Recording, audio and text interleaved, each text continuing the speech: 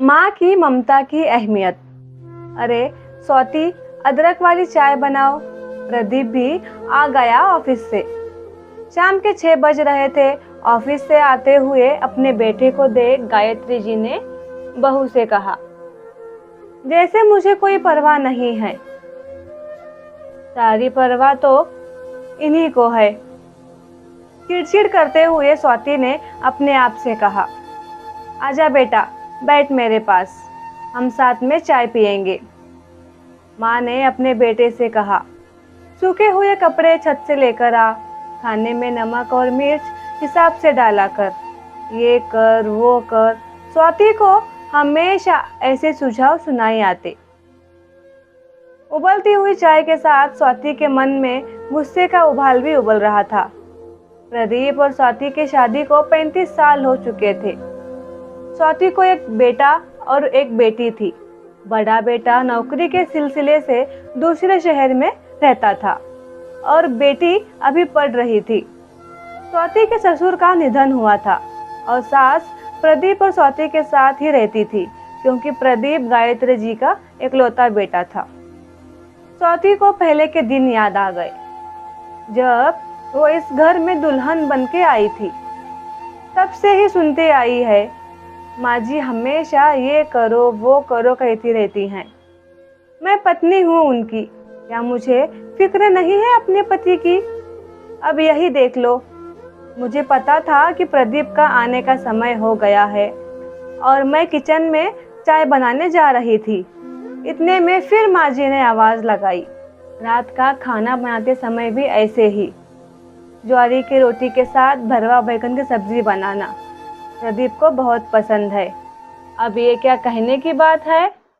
मुझे इस घर में आए हुए 35 साल हो गए हैं, फिर भी माँ जी मुझे ऐसे सुझाव देती हैं जैसे मैं कल ही आई हूँ। क्या मुझे अपने पति की पसंद नापसंद के बारे में पता नहीं होगा?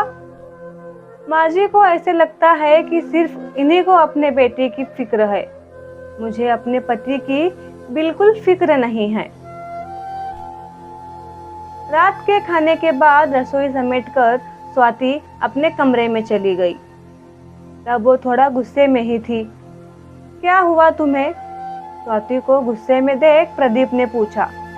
कुछ नहीं, माँ जी हमेशा मेरे पीछे ये करो वो करो ऐसे सुझाव देती रहती हैं और मैं इससे बहुत तंग आ गई हूँ। क्या मुझे आपकी फिक्र नहीं है? क्या मैं आपसे प्यार नहीं करती? मोबाइल में देखते हुए स्वाति कहने लगी, अरे स्वाति, ये क्या तुम पागलों जैसी बातें कर रही हो? अब कल को तुम भी सास बनने वाली हो, तुम्हारी बहू आने वाली है और तुम अब भी माँ के साथ विवाद में फंसी हो। माँ को अपने बच्चों की फिक्र होती है, फिर चाहे बच्चे की उम्र कितनी भी क्यों ना हो। मैं ये नहीं कह रहा कि तुम्हें मेरी फिक्र नहीं है, और वैसे भी अब माँ की उम्र हो गई है, उनकी बातों पर ध्यान मत दो। इस तरह प्रदीप स्वाति को समझाता है। स्वाति अपनी सहेली से व्हाट्सएप पर ऑनलाइन चैटिंग कर रही थी।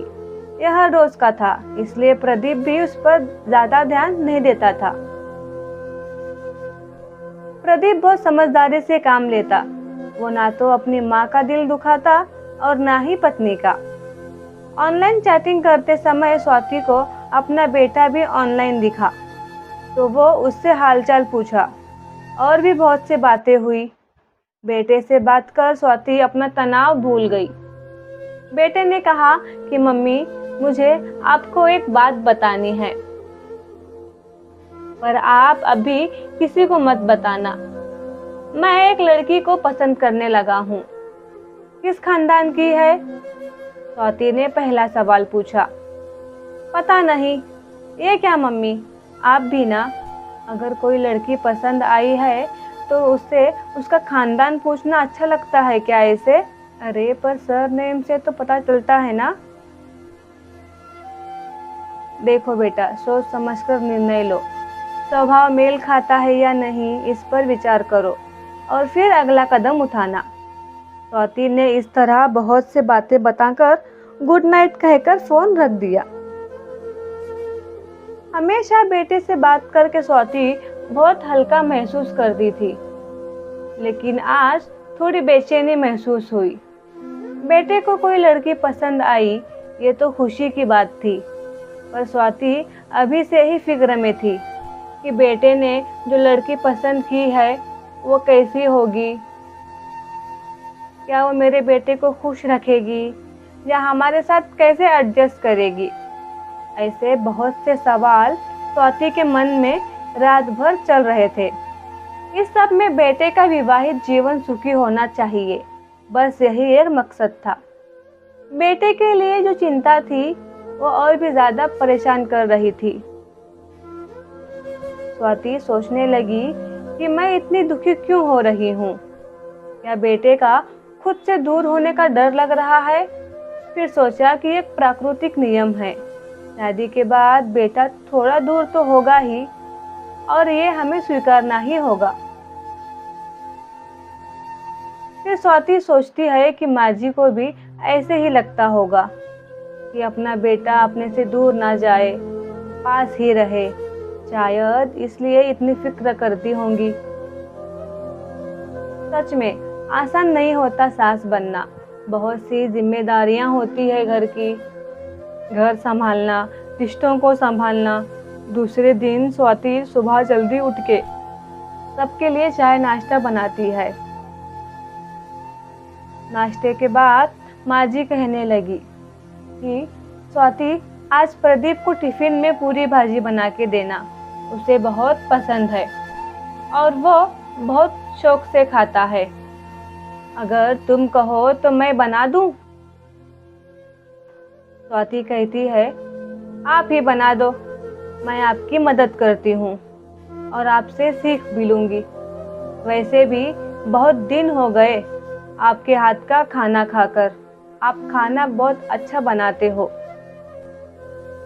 आज स्वाति को माँ जी का ये कर वो कर कहना बुरा नहीं लगा, क्योंकि आज स्वाति को अपनी सास नहीं बल्कि एक माँ नजर आई। इतनी उम्र होने के बावजूद भी अपने बेटे के लिए उनका प्यार और फिक्र कम नहीं हुई। अपने बेटे से बात करते समय स्वाति ने अपनी सास की जगह खुद को रखकर देखा तो उसे समझ आया कि बच्चे चाहे कितने ही बड़े क्यों ना हो और माँ कितनी ही बूढ़ी क्यों ना हो, माँ को हर हाल में हमेशा अपने बच्चों की फिक्र रहती है। आशा करती हूँ दोस्तों आपको ये कहानी पसंद आई होगी। कहानी पसंद आई होगी तो लाइक करें, कहानी के बारे में सुझाव देने के लिए कमेंट करें और मुझे सपोर्ट करने के लिए मेरे चैनल को सब्सक्राइब करें।